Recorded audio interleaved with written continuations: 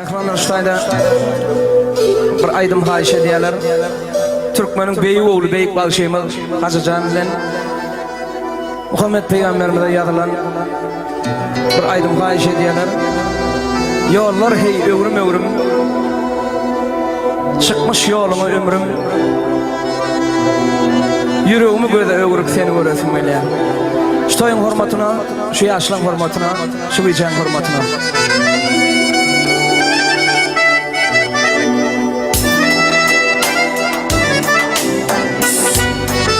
Azrail'i falan bana. Hürriyetini eliyatın içine bana. Başıtına.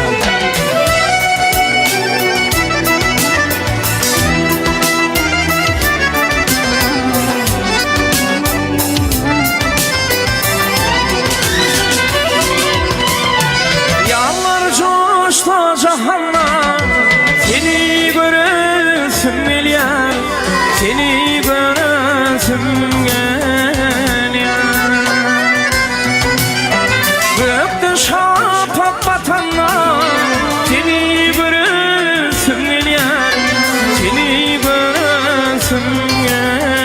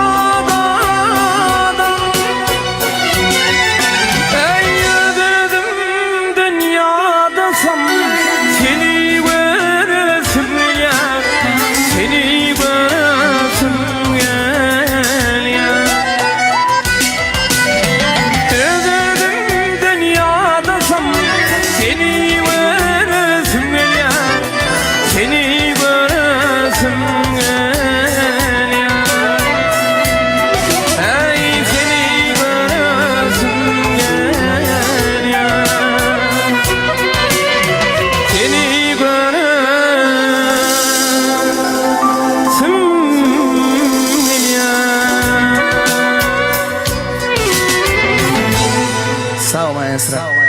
Acem sağ ol.